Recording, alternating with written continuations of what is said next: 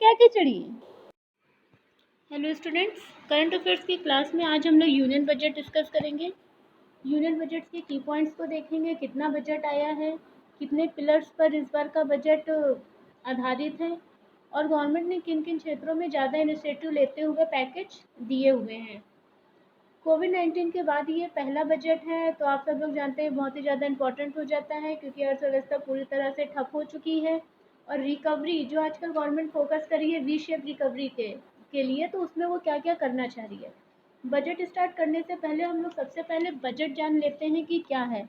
I hope जिन्होंने economics पढ़ी होगी उनके लिए रेवेन्यू डेफिसिट, फिजिकल डेफिसिट जैसी टर्मिनोलॉजी नई नहीं होगी, लेकिन जिन्होंने इकोनॉमिक्स अभी नहीं की हुई है उनके लिए हम लोग थोड़ा बजट क्या है, किस आर्टिकल में आता है, कौन कौन सी स्कीमें होती हैं, रेवेन्यू क्या होता है, नॉन रेवेन्यू क्या होता है, इन सब पे थोड़ा सा चर्चा कर लेते हैं। ठीक है गाइस।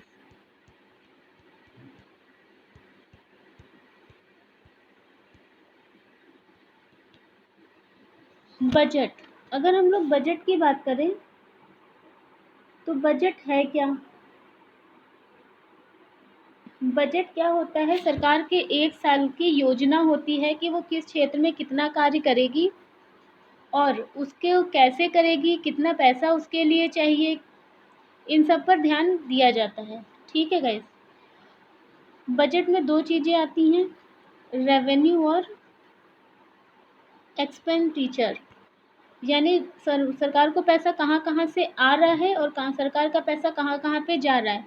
कोई भी बजट, जैसे आप नॉर्मली घर की भी बात करते हैं, तो बजट जो आपका इन्हीं दो बातों पर बेस्ड होता है कि हमें पैसा, हमारा इनकम कितना है, पैसा हमारा कितना आ रहा है। तो वैसे रेवेन्यू क्या है, सरकार की इनकम है। ये क्या है, सरकार की इनकम है। और जो हमारा खर्च होता है, खर्च के लिए भी हम लोग क्या करते हैं, एक पॉलिसी बनाते हैं कि इतना एजुकेशन में देना है, इतना हेल्थ के लिए रखना है, इतना फूड पे खर्चा करना है, इतना क्लोथ पे खर्चा करना है।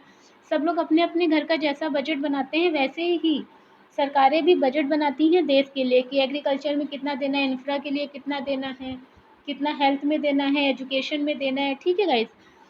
तो बजट क्या है, आय और व्यय का लेखा जोखा। और अगर हम लोग रेवेन्यू की बात करें तो रेवेन्यू दो तरह से प्राप्त होता है।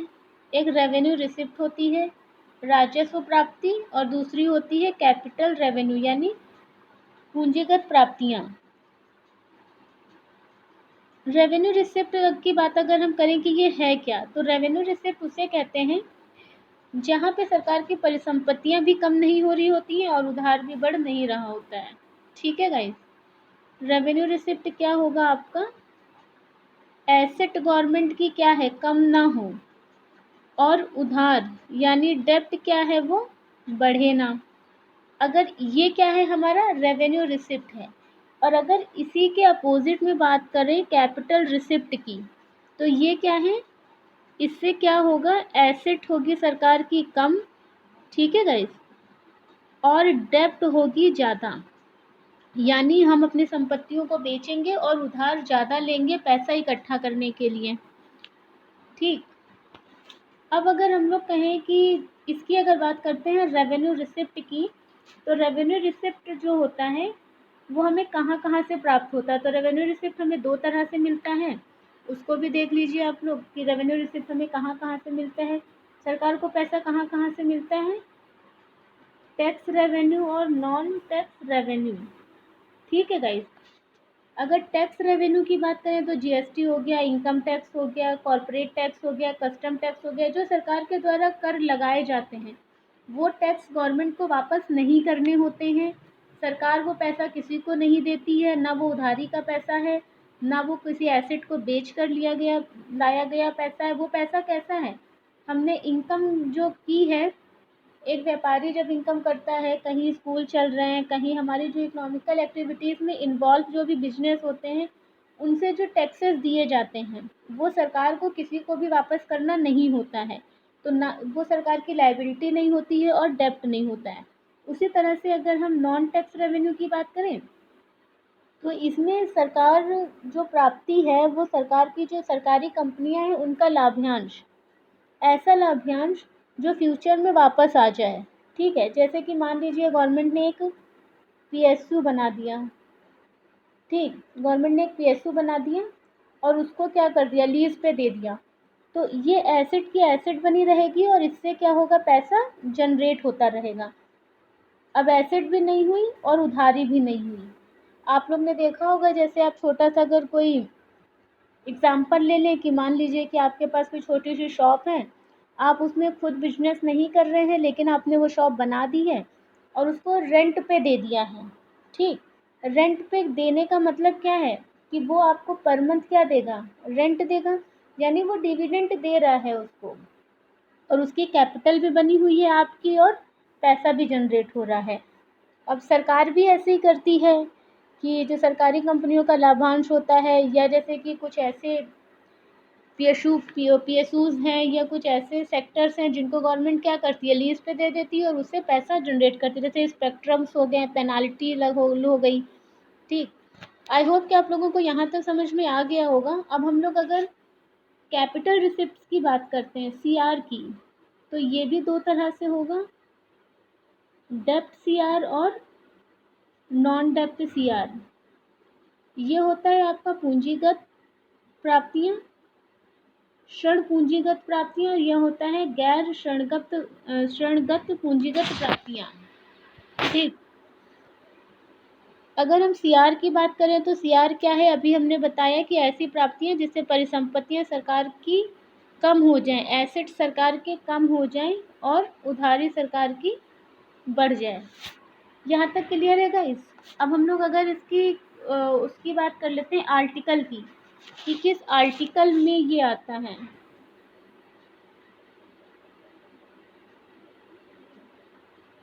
आर्टिकल 280 क्या करेगा, एक फाइनेंस कमीशन का गठन करेगा। और ये फाइनेंस कमीशन क्या करेगा, ये जो फाइनेंस कमीशन है आर्टिकल 280 के तहत क्या होगा, फाइनेंस कमीशन का गठन होगा। फाइनेंस कमीशन क्या करेगा, ये जितना भी रेवेन्यू आया है जीएसटी से, नॉन जीएसटी से, जितना भी पैसा आया है आपका केंद्र सरकार के पास, उसका शेयर क्या करेगा, सरकारों, राज्य सरकारों के लिए निकाल देगा, बताएगा कि किस राज्य को कितना देना है। ठीक, सरकार द्वारा लिया गया कर होता है, और वो कर का डिस्ट्रीब्यूशन कैसे होगा, ये कौन डिसाइड करता है, फाइनेंस कमीशन डिसाइड कर रहा होता है। ये सरकार को सलाह देता है कि कितना राज्यों को देना है। अब मान लीजिए कि इतना पैसा तो राज्यों को दे दिया गया, अब जो ये वाला अमाउंट बचा है आपका, ये वाला, ये क्या है, ये सरकार का नेट टैक्स है, यानी शुद्ध कर है। शुद्ध कर भी होता है, अगर डायरेक्ट पूछ लें कि शुद्ध कर है, राज्यों को निकाल के दिया गया, राज्यों को दिए गए वाले में का दिया पैसा जो है वो वाला है, दोनों है, दोनों में से कोई नहीं है, तो ऑप्शन आपका क्या होगा, राज्यों को कलेक्ट किए गए टैक्स से दिया हुआ राज्यों को पैसा। ठीक है, वो जो निकाल दिया गया उसके बियॉन्ड में जो पैसा बचेगा वो क्या होगा, नेट टैक्स होगा। अब अगर हम लोग बात करें एक्सपेंस की,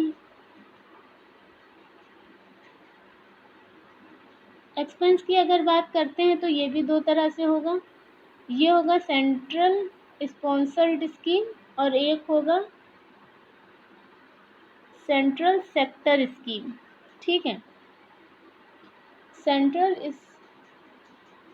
इसमें एक जो होती है central sector scheme, centre sector scheme की अगर बात करें तो ये 100% केंद्र सरकार की योजना है। और अगर सेंट्रल स्पॉन्सर्ड स्कीम की बात करें, ये केंद्र और राज्य सरकार दोनों की योजनाएं होती हैं। अगर इसके दूसरे पार्ट की बात करें टीओ की, टीओ क्या होता है, ट्रांसफ़र, इस्टेब्लिशमेंट और अदर। ट्रांसफ़र में वो अमाउंट आता है जो सरकारों, जो राज्य सरकारों को केंद्र सरकार द्वारा दिया जाता है, लेकिन ये पैसा ग्रांट के रूप में दिया जाएगा, किसी अदर हेल्प के रूप में दिया जाएगा, उनका जो शेयरिंग अथॉरिटी है उसको हटा के। ठीक है, उनका जो शेयरिंग राइट है, मान लो इतना पैसा है, इसमें से 1/3 अगर केंद्र सरकार को राज्यों को देना है तो वो दे देगी, इस अमाउंट से कोई मतलब नहीं है, ये फाइनेंस कमीशन डिसाइड कर रहा है। लेकिन हाँ, इस अमाउंट के बाद भी अगर मान लो इतना पैसा और देना पड़ जाता है राज्य सरकारों को, तो ये किस में आएगा? ट्रांसफ़र में आएगा। ठीक है गाइस, किस में आएगा? ये ट्रांसफ़र में आएगा। अब हम लोग इस्टेब्लिशमेंट की बात करें, तो इस्टेब्लिशमेंट वो इन्वेस्टमेंट होता है जो मशीनरी के ऊपर डिपेंड होता है। ठीक है, तो इस्टेब्लिशमेंट कौन सा पैसा होगा, कौन सा इन्वेस्टमेंट होगा? जो मशीनरी पर किया जाता है, जैसे कोई पीएसयू बना दिया गया, कोई रेलवे में इन्वेस्ट कर दिया गया, ठीक है, कहीं हॉस्पिटल्स में या इंफ्रास्ट्रक्चर्स में कर दिया गया। अब लास्ट आता है आपका अदर्स। अदर स्कीम्स में जो पैसा लिया जाता है, ये सरकार द्वारा लिया गया उधार है। हम मान लो मार्केट से ले लेते हैं, ठीक, शेयर मार्केट से ले लिया पैसा या फॉरेन से ले लिया पैसा। तो ये जो उधार है, जैसे कोविड-19 के बीच में आपने देखा कि एशियन डेवलपमेंट बैंक से भारत ने उधार लिया, वर्ल्ड बैंक से उधार लिया, ठीक है। तो ये क्या है? ये सब अदर्स में आता है और ये सरकार के बजट में काउंट होता है, क्योंकि ये पूरा का पूरा ओवरऑल मिलाकर ही बजट तैयार हो जाता है कि सरकार को कितना फिजिकल डेफिसिट हुआ और कितना उसने उधार लिया, कितना सरकार के पास पैसा आया था। अब मान लीजिए सरकार के पास पूरा टैक्स कितना आया है, पूरा टैक्स आया सरकार के पास, मान लीजिए ये 100 रुपये आए हैं, इसमें 40 रुपये क्या कर दिए? राज्यों को दे दिए, 10 रुपये और दे दिए किसमें? ये अदर टीईओ में दे दिया, इस्टेब्लिशमेंट में दे दिया, अदर ग्रांट्स में दे दिया, या अदर स्कीम में दे दिया, या उधार जो गवर्नमेंट लेती है उसका इंटरेस्ट पे करने में दे दिया। मान लो इसमें से इंटरेस्ट पे करने में कितना दे दिया? 7% अगर इंटरेस्ट पे करने में, या 10% ही मान लीजिए, तो ये टोटल हो गया 50। और अगर ये पूरा 100 है तो 40 राज्यों को निकल गया। ये फाइनेंस कमीशन डिसाइड कर रहा है, ठीक है। अब इसमें ये कितना चला गया? ये अदर्स में चला गया। अब ये बचा कितना? 10% जो इंटरेस्ट में चला गया। तो अब ये बचा, जो सरकार के पास नेट टैक्स बचता है, उसमें फर्दर जो डिस्ट्रीब्यूशन हो रहा होता है, ठीक है, वो सब इसमें काउंट होता है। किस में होता है? आपका टीओ में हो गया। जब नेट आपका होता है नेट टैक्स, नेट टैक्स के बाद भी फर्दर डिवीज़न होता है, तो जो फर्दर डिवीज़न किस में आएगा? वो आपका नेट टैक्स में आएगा, शुद्ध कर में आएगा। ठीक है गाइस, अब हम लोग आगे चलते हैं। आई होप कि ये छोटी छोटी बातें थी जो आपको क्लियर हो गई होंगी। अब हम लोग आगे चलते हैं और देखते हैं कि कोविड-19 के दौरान जो भी स्टिमुलस पैकेज लाए गए थे, उनका आधार क्या था, कितना कितना पैसा किन किन योजनाओं को दिया गया है, और वो 6 पिलर्स कौन से हैं जिसके ऊपर गवर्नमेंट का इस बार बहुत ज़्यादा फोकस रहा है। ठीक है गाइस, केंद्रीय बजट 2021 और 22 की अगर बात करें तो हमने बजट देख लिया है। आय और व्यय का क्या है? एक मिश्रण है, हमें कितना पैसा आया है, कितना पैसा गया है। ये एक ऐसा दस्तावेज होता है जिसमें हम अपनी आय के अकॉर्डिंग अपने सारे व्यय को सेटल करते हैं। ये किसके द्वारा लाया जाता है? तो ये केंद्रीय वित्त एवं कॉर्पोरेट कार्य मंत्री के द्वारा लाया जाता है, यानी केंद्रीय वित्त मंत्री द्वारा इसे प्रस्तुत किया जाता है। इस जो है निर्मला सीतारमण, वो हमारे वहाँ केंद्रीय वित्त मंत्री हैं। 1 फरवरी 2021 को उन्होंने बजट पेश किया था। यह भारत का पहला पेपरलेस बजट है। ठीक, ये क्या है? ये भारत का पहला पेपरलेस बजट है। यह पिछले साल किए गए मिनी बजट का विस्तार है। जो भी बीच बीच में दिए गए थे बजट, ये क्या है? उसका विस्तार है। और ये इस प्रकार का 5वां बजट है। ये ऐतिहासिक है कि ये पेपरलेस बजट है। और दूसरी बात कि ये जो है वित्त मंत्री द्वारा दिया गया सबसे लंबा भाषण है। 2 घंटे 43 मिनट का। हो सकता है पीसीएस में ये ना पूछे, लेकिन वनडे एग्जाम्स में पॉसिबिलिटी है कि ये पूछा जा सकता है।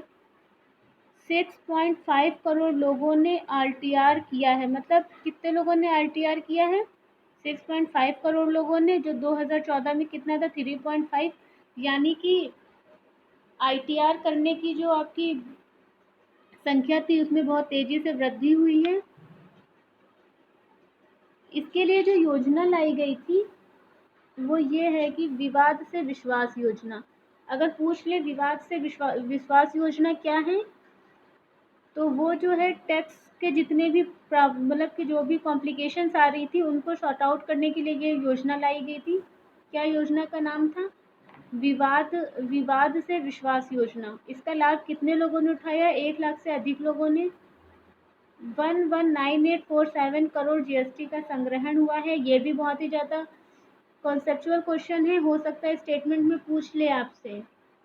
ठीक है, कॉन्सेप्ट में पूछ सकता है कि जीएसटी का संग्रहण अब तक का सबसे कम रहा है, अब तक का सबसे ज़्यादा रहा है, किस साल का ज़्यादा रहा है या किस साल का कम रहा है। तो ये ऐतिहासिक है कि 2000 का जो ये वाला हुआ है 21 का, ये जनवरी 2021 का सबसे ज़्यादा जीएसटी कलेक्शन है। जीएसटी कलेक्शन है 27.1 लाख करोड़ों का व्यय कोविड-19 के दौरान। अच्छा, 27.1 जो है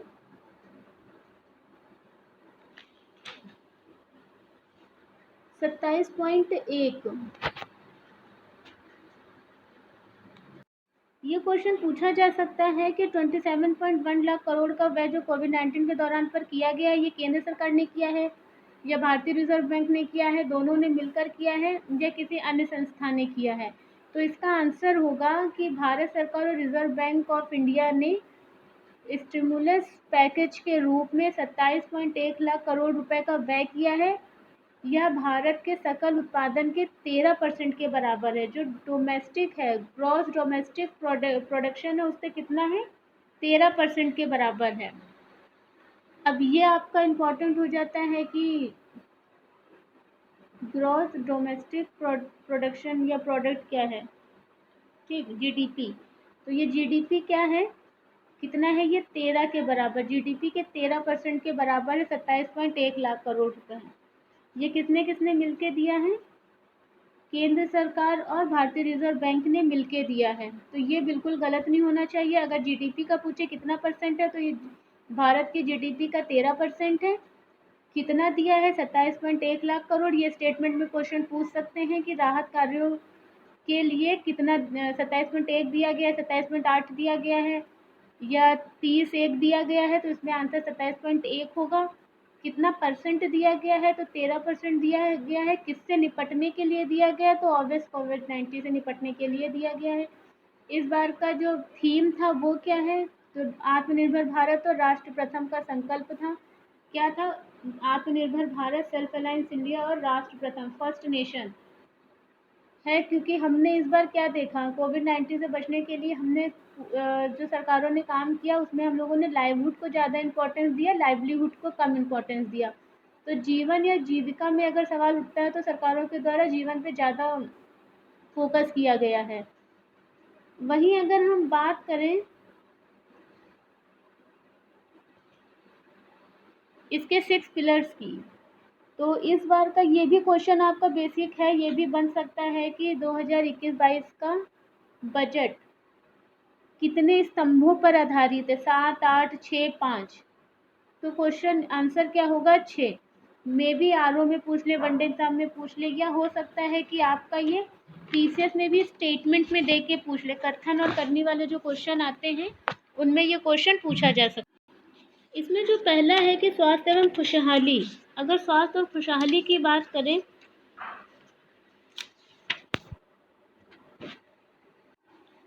स्वास्थ्य एवं खुशहाली, स्वास्थ्य एवं खुशहाली के लिए अगर बजट की बात की जाए तो कितना बजट इसमें लोकेट किया गया है? 23846 846 कितना किया गया है? 223846।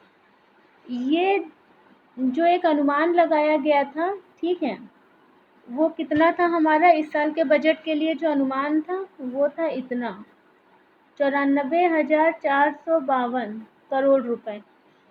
लेकिन जब हमारा बजट आया है तो इसमें कितना व्यय किया गया है? ठीक, तो ये तो इम्पोर्टेंट नहीं है कि कितना किया गया है, लेकिन ये इम्पोर्टेंट है कि ये एस्टिमेटेड बजट का कितना ज़्यादा था। तो ये बहुत इम्पोर्टेंट है डेटा, कहीं भी पूछा जा सकता है। 137% एस्टिमेटेड बजट से ज़्यादा है जो 2020-21 के बजट में दिया गया है। ठीक, अब इसके अंदर पॉलिसी कौन कौन सी है वो आप देख लीजिए। पीएम आत्मनिर्भर स्वास्थ्य भारत योजना, अगर पीएम आत्मनिर्भर की बात करें, पीएम आत्मनिर्भर भारत योजना की अगर बात करें तो सबसे बड़ी बात कि ये योजना है क्या। तो ये केंद्र प्रायोजित योजना है। किस लिए लाई गई है? तो प्राइमरी, सेकेंडरी और टर्जरी स्वास्थ्य प्रणालियों की क्षमता विकसित करने के लिए लाई गई है। पहले से जो राष्ट्रीय संस्थान हमारे पास हैं उनमें रिफॉर्म करने के लिए लाई गई है, और जो नए संस्थानों का गठन करना है वो भी इसके अंदर शामिल है। क्यों करना है, रिफॉर्म्स क्यों लाने हैं, फॉर्मेशन नए इंस्टीट्यूशंस का क्यों करना है? तो वो इसलिए करना है जिससे उभरती हुई नई बीमारियों को पहचाना जा सके और उनका इलाज किया जा सके। ये 6 साल के लिए है, बहुत ही इम्पोर्टेंट हो जाता है, याद रखिएगा 6 साल के लिए है। और 6 साल के लिए इसमें कितना पैसा दिया गया है, पैसा इम्पोर्टेंट नहीं है, बस ऐसे ही देख लीजिए। जो पैसा दिया गया है 223,486 करोड़ रुपए, उसका जो है 64180% किस योजना में जा रहा है? पीएम आत्मनिर्भर स्वास्थ्य भारत योजना में जाएगा। इसके तहत किया क्या किया जाएगा ये देख लीजिए। 602 जिलों और 12 केंद्रीय संस्थानों में गंभीर बीमारी की देखभाल से जुड़े अस्पताल या ब्लॉक स्थापित किए जाएंगे। कितने किए जाएंगे? 602 जिलों, डिस्ट्रिक्ट 206 और 12 सेंट्रल इंस्टीट्यूशंस में जो हमारी भयंकर मतलब गंभीर बीमारियां हैं उनकी देखभाल के लिए जुड़े अस्पताल या ब्लॉक स्थापित किए जाएंगे। राष्ट्रीय रोग नियंत्रण केंद्र, ध्यान दीजिएगा, अगर आपके पास कॉपी पेन हो तो लिखते भी चलिएगा। NCDC,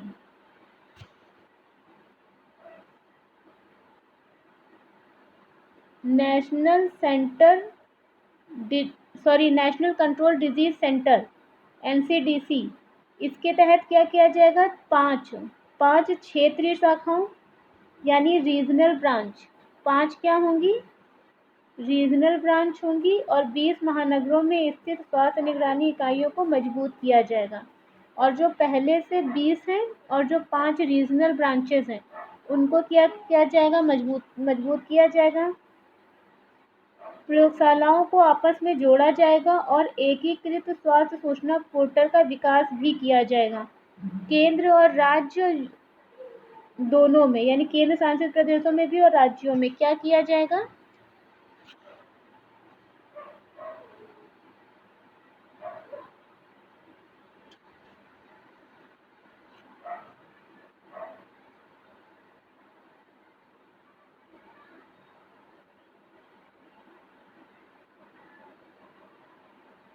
एकीकृत सूचना पोर्टल, ठीक है। 15 स्वास्थ्य आपातकालीन ऑपरेशन केंद्र और 2 मोबाइल अस्पतालों की स्थापना की जाएगी। कितने मोबाइल अस्पतालों की स्थापना की जाएगी? 2 मोबाइल। ये भी इम्पोर्टेंट है क्वेश्चन कि मोबाइल कितने होंगे? अस्पताल 2 होंगे। और 15 हेल्थ इमरजेंसी ऑपरेशन सेंटर खोले जाएंगे। क्या खोले जाएंगे? 15 स्वास्थ्य आपातकालीन ऑपरेशन केंद्र खोले जाएंगे।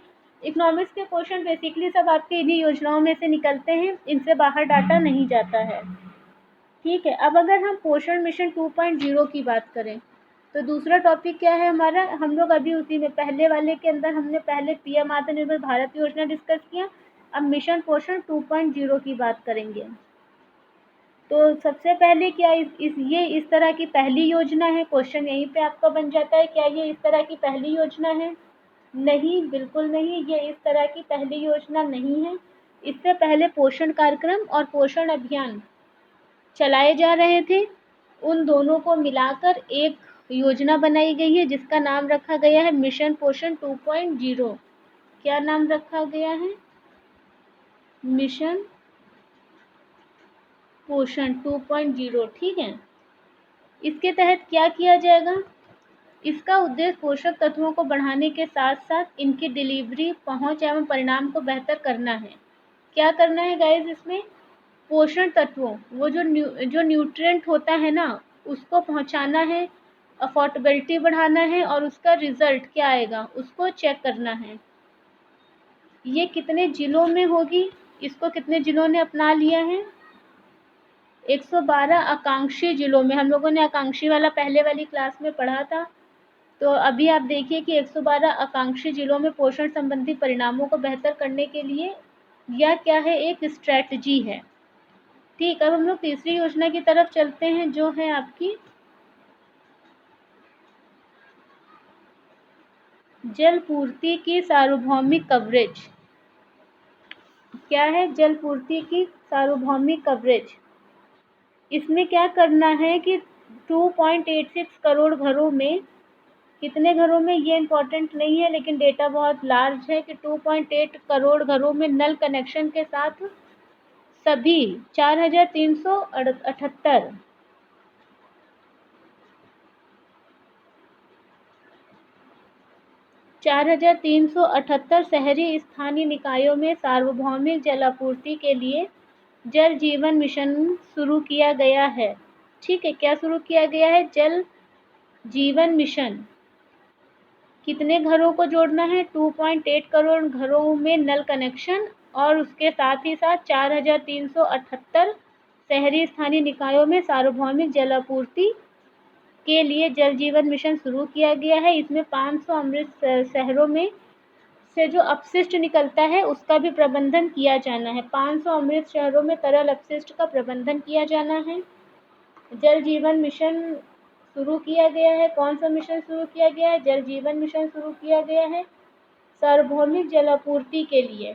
तो अगर ये पूछ लिया जाए कि जल जीवन मिशन शहरी शुरू किया गया है, किसके लिए शुरू किया गया है?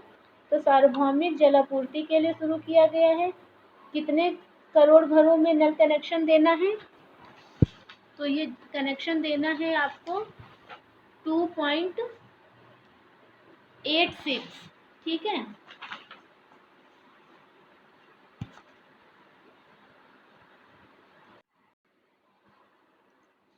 अब हम बात करते हैं स्वच्छ भारत स्वस्थ भारत। इसी के अंदर एक और है पॉलिसी, स्वच्छ भारत और स्वच्छ भारत। इसके तहत क्या करना है कि मिशन 2.0 को क्रियान्वित किया गया है। शहरी स्वच्छ भारत मिशन 2.0 कौन सा मिशन है?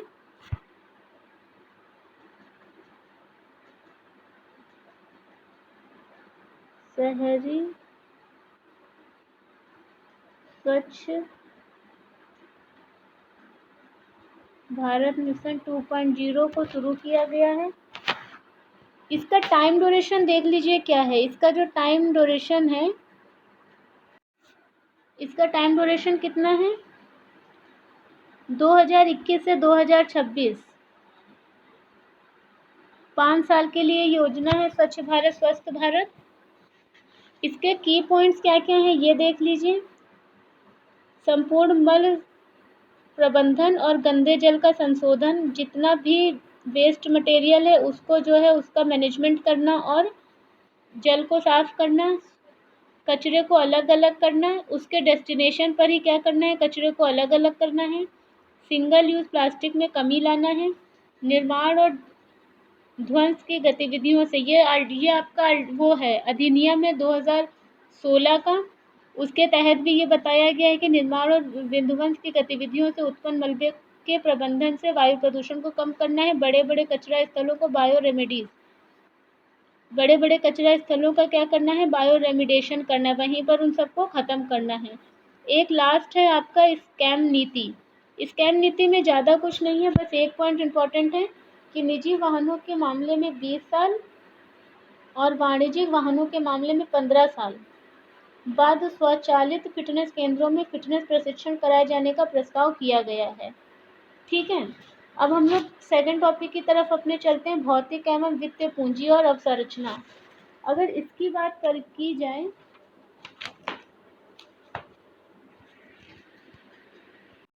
इसमें एक योजना है, ये आत्मनिर्भर भारत उत्पादन से जुड़ी प्रोत्साहन योजना। ठीक है, PLI। इसमें क्या किया जा रहा है कि आत्मनिर्भर भारत के लिए विनिर्माण क्षेत्रों को इस्टेब्लिश करने के लिए 13 सेक्टरों में PLI स्कीम की घोषणा की गई है। ये इम्पोर्टेंट स्टेटमेंट है कि कितने होंगे सेक्टर, तो ये 13 सेक्टर होंगे। पूछ लेगा कि 15 सेक्टर के लिए ये घोषणा की गई है या 18 सेक्टर्स के लिए घोषणा की गई है, तो उसमें आपका सही आंसर होगा 13 सेक्टर्स के लिए ये घोषणा की गई है, जिससे क्या हो सके, महत्वपूर्ण सेक्टरों में व्यापक उत्पादन हो सके और उसको वैश्विक स्तर पर अन्य कंपनियों के साथ जोड़ा जा सके, देश के युवाओं को रोजगार मिल सके, नई नई कंपनियों का सृजन हो सके और वो क्या करे, ग्लोबल लेवल पर कंपटीशन कर सकें, उसके लिए ये योजना लाई गई है। अगर मेगा इन्वेस्टमेंट टेक्सटाइल पार्क की बात करें तो सबसे पहले ये योजना कहाँ पर शुरू की गई है, वस्त्र उद्योग हेतु मेगा इन्वेस्टमेंट टेक्सटाइल पार्क योजना की शुरुआत की गई है। पिछली वाली क्लास में हम लोगों ने ये देखा था। इसका उद्देश्य वस्त्र उद्योग को वैश्विक स्तर पर कंपटीशन देना है। ठीक है, इन्वेस्टर्स को क्या करना है, आकर्षित करना है अपनी तरफ और नए नए रोजगार उत्पन्न करने हैं। लगाओ और चलाओ सुविधाओं से युक्त विश्वसनीय अवसंरचना का निर्माण होगा। क्या होगा इससे, लगाओ और चलाओ सुविधाओं से युक्त विश्वस्तरीय अवसंरचना का निर्माण होगा। इससे क्या होगा, इंपोर्ट बढ़ेगा हमारा, ठीक है, और वैश्विक जो है आपका क्या कर सकेंगे, कंपटीशन कर सकेंगे। इस तरह के कितने पार्क 3 वर्ष में बनाने हैं, 7 वस्त्र पार्क स्थापित किए जाने की योजना है। कितने हैं, 7। ठीक, 3 साल में कितने बनाए जाएंगे, 7 पार्क बनाए जाएंगे। ये सब डाटा याद रखिएगा। 13 से सॉरी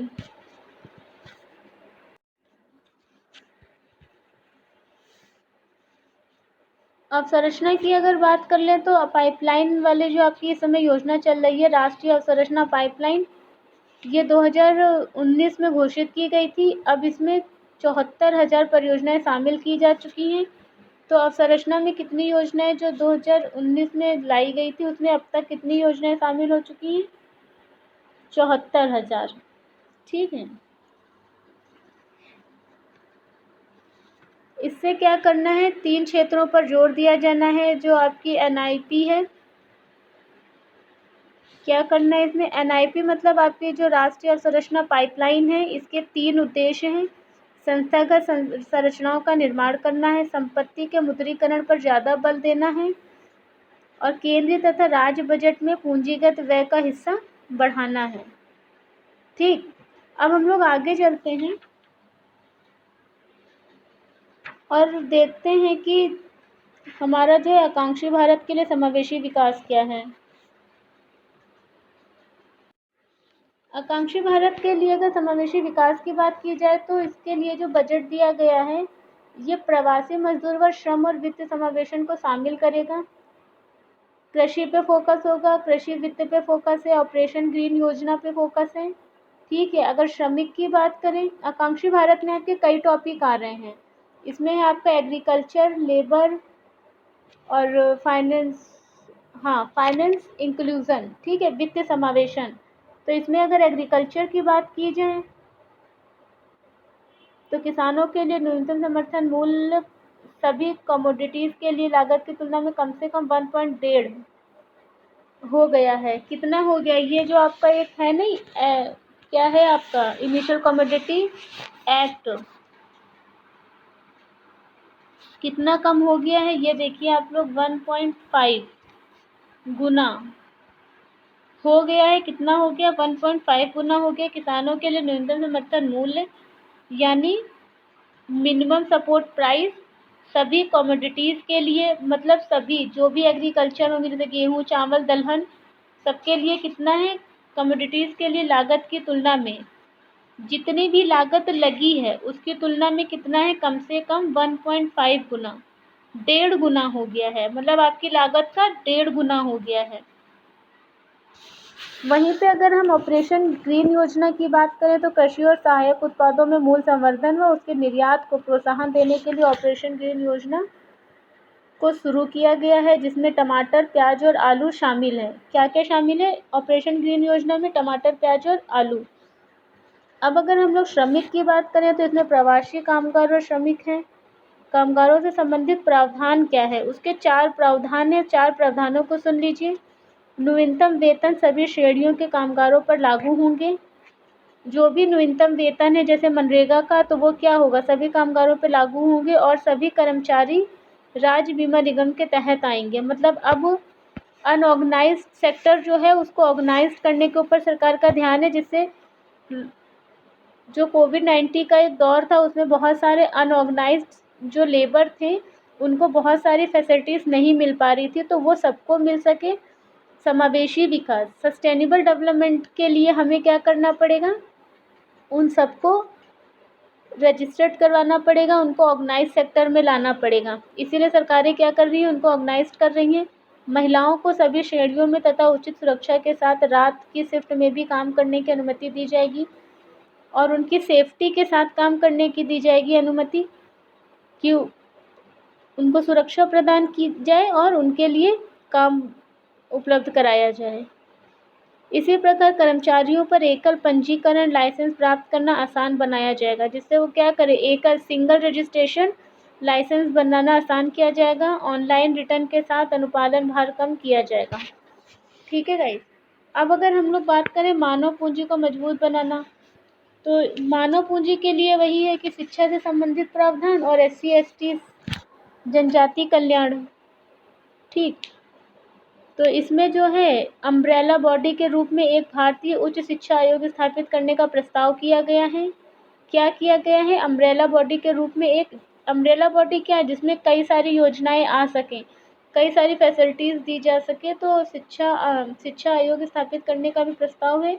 इसमें मानक स्थापना, मान्यता, विनियमन और वित्त पोषण के लिए 4 अलग घटक शामिल हैं। कौन कौन से मानक है इसमें, अगर पूछ ले कि छत्रक निकाय के रूप में एक भारतीय उच्च शिक्षा आयोग की स्थापना करनी है और इसमें कौन कौन से मानक शामिल है, तो स्थापना, एस्टेब्लिशमेंट, मान्यता यानी उसको लीगलिटी देना, विनियमन, रेगुलेशन और वित्त पोषण, फाइनेंशियली उनको सशक्त करना। ठीक है।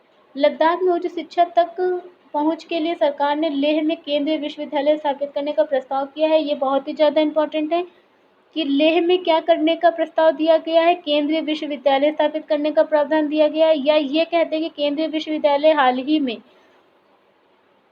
उच्च शिक्षा के लिए केंद्रीय विश्वविद्यालय कहाँ पर स्थापित किया जा रहा है, तो वो लद्दाख में स्थापित किया जा रहा है। वहीं SC/ST की अगर बात करें तो जनजातीय क्षेत्रों में 150 एकलव्य मॉडल, जनजातीय क्षेत्रों में कितने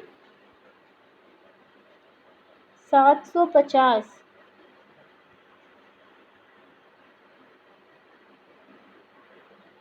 एकलव्य मॉडल आवासीय स्कूल स्थापित किए जाएंगे। प्रत्येक स्कूल की लागत 2 करोड़ से बढ़ाकर 38 करोड़, समझ रहे हैं कितना कर दिया गया है। अगर हम लोग SC स्कूलों की बात, जनजातीय ST कितने हैं, 750 एकलव्य मॉडल आवासीय स्कूल बनाए जाएंगे। इनको फंड कितना जाता था, 20 करोड़, अब बढ़ाकर कर दिया गया है 38 करोड़। वहीं पहाड़ी क्षेत्रों के लिए, ये तो नॉर्मल रीजन है, प्लेन रीजन में। अगर माउंटेनियस रीजन की बात करें तो माउंटेनियस रीजन में कितना कर दिया गया है, 48 करोड़ प्रस्ताव किया गया, मतलब बढ़ा दिया गया। वही अनुसूचित जनजाति में, सॉरी वो SC था, ये SC का है। अब ST देखते हैं हम लोग, ST में कितना कर दिया गया है। ST में अनुसूचित जनजाति के कल्याण के लिए पोस्ट मैट्रिक छात्रवृत्ति योजना लाई गई है। कौन सी योजना, एकलव्य योजना किससे जुड़ी है, SC से जुड़ी है, और पोस्ट मैट्रिक जो योजना है किससे जुड़ी है, आपकी ST से जुड़ी है। 2025 से 26 तक 6 वर्षों के लिए कुल 35,219 करोड़ रुपए का आवंटन किया गया है। इसमें अनुसूचित जाति के 4 करोड़ छात्रों को लाभ मिलेगा। लाभ कितनों को मिलेगा ज़रूरी नहीं है, कितना बजट है ये ज़रूरी नहीं है। 25 से 26 तक ये इम्पोर्टेंट है कि ड्यूरेशन क्या है, 2025 से 26 तक 6 वर्षों के लिए कितना पैसा दिया गया है, सॉरी ये 25 नहीं 21 है, 2021 से 26 6 वर्षों के लिए कितना पैसा दिया गया है, 35,219। लेकिन अनुसूचित जनजाति के लिए कौन सी योजना चल रही है ये इम्पोर्टेंट है, पोस्ट मैट्रिक छात्रवृत्ति योजना। और SC अनुसूचित जाति के लिए कौन सी चल रही है, एकलव्य मॉडल आवासीय स्कूल। ठीक, अब हम लोग बात करेंगे नवाचार और अनुसंधान एवं विकास पर। तो राष्ट्रीय अनुसंधान प्रतिष्ठान नेशनल रिसर्च फाउंडेशन का 50,000 करोड़ रुपए का लक्ष्य है। कितने करोड़ रुपए का लक्ष्य है? ये रिसर्च और डेवलपमेंट का है आपका। ये आप किसी भी छोटे एग्जाम में पूछ सकता है, आरओ में भी पूछ सकता है। ये कितना फंड है? तो 50,000 करोड़ रुपए का लक्ष्य है, जिसकी स्थापना कब की गई थी? 2019 में की गई थी। इसका मतलब उद्देश्य क्या है? इसका जो उद्देश्य है वो देश में समृद्ध रिसर्च इकोसिस्टम को मजबूत करना है। गहरे महासागरीय सर्वेक्षण अन्वेषण, यानी जो गहरे महासागर है, ओशन है, उनका क्या करना है? सर्वे करना है। और गहरी महासागर जैव विविधता के संरक्षण के लिए डीप ओशन मिशन शुरू किया गया है। कौन सा क्या शुरू किया गया? डीप ओशन मिशन शुरू किया गया है। वहीं पे गगनयान मिशन गतिविधियों के तहत 4 भारतीय एस्ट्रोनॉट्स को रूस में जेनेरिक स्पेस फ्लाइट और ऑस्पेस्ट में ट्रेनिंग दी जा रही है। कहाँ पे दी जा रही है एस्ट्रोनॉट्स को? ये इम्पोर्टेंट हो जाता है कि भारतीय एस्ट्रोनॉट्स को कहाँ पर ट्रेनिंग दी जा रही है? रूस में। ठीक, अब आगे चलते हैं। न्यूनतम सरकार और अधिकतम शासन, इसका कुछ नहीं है। अब ये आप लोग अच्छे से खुद ही समझ पा रहे होंगे कि जितना सरकार का इंटरफेरेंस कम होगा उतना ही अच्छा होगा, क्योंकि न्यूनतम सरकार, कम से कम इंटरफेरेंस, अधिकतम शासन यानी most of the most governance आपका अच्छा हो, फैसिलिटी अच्छी हो, इंफ्रास्ट्रक्चर अच्छा हो और इन्वेस्टमेंट अच्छा हो, लेकिन जो हस्तक्षेप है सरकार का वो कम होना चाहिए। अब हम लोग आगे चलते हैं, बजट की रूपरेखा देख लेते हैं कि बजट की रूपरेखा क्या है।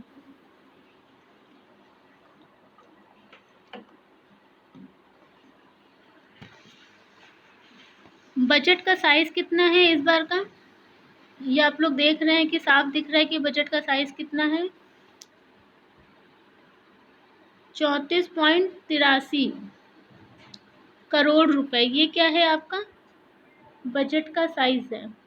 ठीक, और इसमें आप लोग देखेंगे तो ये देखिए,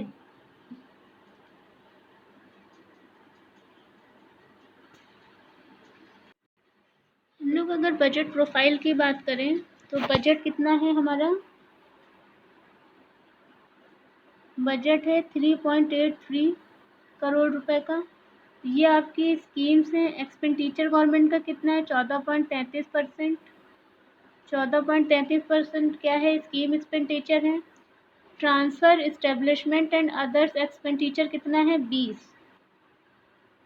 20.50। कितना है? 20.50।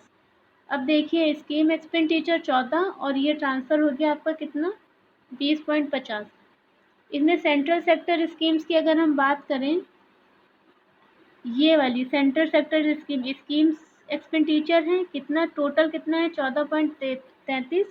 और उसमें अगर गवर्नमेंट ने सेंट्रल सेक्टर स्कीम्स में कितना किया है? 10.52। जनरल सर्विस में 1.43। ये सब इम्पोर्टेंट नहीं है, बस आप लोग ऐसे ही एक बार इसको देख लीजिएगा रफली।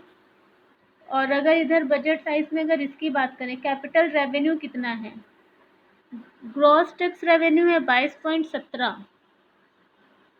अगर हम लोग इधर बात करें, ग्रॉस रेवेन्यू कितना है? 22.17 है। 22.17 कहाँ पर से पैसा आया है हमारा? कस्टम ड्यूटी से आया है, जीएसटी से आया है 6.3, यूनियन एक्साइज ड्यूटी से 3.5, टैक्स ऑन इनकम टैक्स से कितना आया? 5.6%। वही कॉर्पोरेट टैक्स कितना है? 5.47। तो हमारा टोटल बजट कितना है? 34.83 लाख करोड़ का है। ठीक, नेट टैक्स रिसिप्ट हमारी कितनी है? 15.14 है। नॉन टैक्स रेवेन्यू कितना है? 2.43 है। डेप्ट रिसिप्ट कितना है? मार्केट लोन, अभी हम लोगों ने बात की थी, कैपिटल रिसिप्ट्स को समझा था क्या है। कस्टम ड्यूटी किस में आता है? रेवेन्यू रिसिप्ट्स में आता है। डेप्ट रिसिप्ट किस में आते हैं? कैपिटल रिसिप्ट्स में आता है। तो ये सब हम लोगों ने अभी देखा था। ये प्रोफाइल है बजट का, ये आप लोग भी एक बार देख लीजिएगा अच्छे से। आगे चलते हैं। इसमें अगर हम बात करें कितना गवर्नमेंट ने कहाँ पे खर्चा किया है, ये सब बहुत इम्पोर्टेंट नहीं है, लेकिन हाँ पैसा कहाँ आता है और कहाँ जाता है ये सब आप लोग देख लीजिएगा। मोटी मोटी बात अगर आप लोगों को बता दी जाए तो राजस्व घाटा कितना है ये देख लीजिए। रेवेन्यू डिफिसिट गवर्नमेंट का कितना है, 2020-21 में कितना माना जा रहा था, 7.5। कितना माना जा रहा था रेवेन्यू डेफिसिट, 7.5। और 20-21 में, अब अगर हम लोग बात करें 21-22 की, तो ये माना जा रहा है 5.1। ठीक है। वहीं अगर फिजिकल डेफिसिट की बात करें, फिजिकल डेफिसिट, तो फिजिकल डेफिसिट 9.5 था 20-21 में, जो संशोधित एस्टिमेट था। बजट एस्टिमेशन की बात करें तो 6.8 है। फिजिकल डेफिसिट कितना है,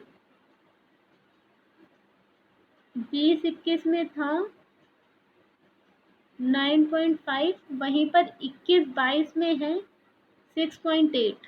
ठीक है गाइस। और अगर प्राइमरी डेफिसिट की बात करें, ये सब डेटा आप लोग नोट कर लीजिएगा, वो था 5.9, और 21-22 में कितना अनुमान लगाया गया है, 3.1 का। ठीक। टोटल बजट आप लोगों को बताया गया है कितना है। अब आगे चलते हैं। अब अगर बात करें कि पैसा कहाँ से आ रहा है, तो सबसे ज़्यादा जो टॉप 3 हैं उसमें आएगा हमारा उधार और अन्य देयताएं 36%। सबसे अधिक पैसा में कहाँ से आता है, सरकार ने जहाँ जहाँ उधार दे रखा है। उसके बाद जीएसटी से आता है, उधार और अन्य देयताओं से 36%, जीएसटी से 15% और इनकम टैक्स से 14%। ये टॉप 3 हैं। जो डायग्राम्स है उनमें ये दिया हुआ है, आप लोग चेक भी कर सकते हैं। और रुपया कहाँ जाता है, सरकार सबसे ज़्यादा पैसा कहाँ निकल जा रहा है सरकार का, वो ब्याज देने में 20%, करों और शुल्कों में राज्यों का हिस्सा देने में 16% और केंद्र प्रायोजित योजनाओं में 13%। अब अगर मनरेगा की बात हम लोग कर लें, तो मनरेगा में जो 20-21 में बजट दिया गया था वो कितना था, 1,11,500। वहीं 2021-22 में 73,000 रुपये। ठीक है। इस बार मनरेगा का बजट फिर से कम कर दिया गया है। 19-20 में भी कम था, ये 20-21 के बजट में बढ़ा दिया गया था और इसको अगेन कम कर दिया गया है। कितना कर दिया गया है, 73,000 रुपये कर दिया गया है। अब जैसे कि कुछ योजनाएं होती हैं, उन योजनाओं को देख लें, जैसे पीएम किसान योजना, जल जीवन मिशन, राष्ट्रीय स्वास्थ्य मिशन, राष्ट्रीय शिक्षा मिशन, प्रधानमंत्री आवास योजना, एकीकृत बाल विकास सेवाएं, प्रधानमंत्री फसल बीमा योजना, प्रधानमंत्री ग्राम सड़क योजना, अमृत और स्मार्ट सिटी योजना, हरित क्रांति, स्वच्छ भारत मिशन, प्रधानमंत्री कृषि सिंचाई योजना, मिड डे मील कार्यक्रम, मेट्रो प्रोजेक्ट, यूरिया सब्सिडी, पोषण तत्व आधारित सब्सिडी, ये सब क्या है, केंद्र प्रायोजित योजनाएं हैं। ठीक है। वहीं पे अगर हम केंद्र सरकार के व्यय की बात करें, तो केंद्र सरकार पैसा कहाँ कहाँ खर्चा कर रही है, पेंशन देने में, सब्सिडीज, वाणिज्य और उद्योग में, शिक्षा, बाह्य मामले, स्वास्थ्य, ब्याज योजना और सांख्यिकी में, वैज्ञानिक विभाग, कर प्रशासन, यातायात, शहरी विकास, रक्षा, कृषि और संबंध गतिविधि, उत्तर पूर्वी क्षेत्रीय विकास हेतु, ऊर्जा, वित्त, गृह मामले, सूचना प्रौद्योगिकी एवं दूरसंचार।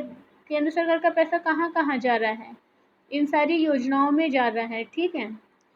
सब्सिडी में सबसे ज़्यादा पैसा जाता है खाद्य सब्सिडी में, फिर रसायन सब्सिडी यानी उर्वरक सब्सिडी में, उसके बाद पेट्रोलियम में। अगर 3 में सबसे पहले पूछ लिया जाए तो खाद में, फिर फर्टिलाइज़र में और फिर पेट्रोलियम में। ये सब्सिडी व्यय है गवर्नमेंट का। वहीं पर अगर राजकोषीय घाटा देखा जाए, तो राजकोषीय घाटा कितना है गवर्नमेंट का, उधार गवर्नमेंट ने कितना लिया है, 967708 करोड़ रुपए।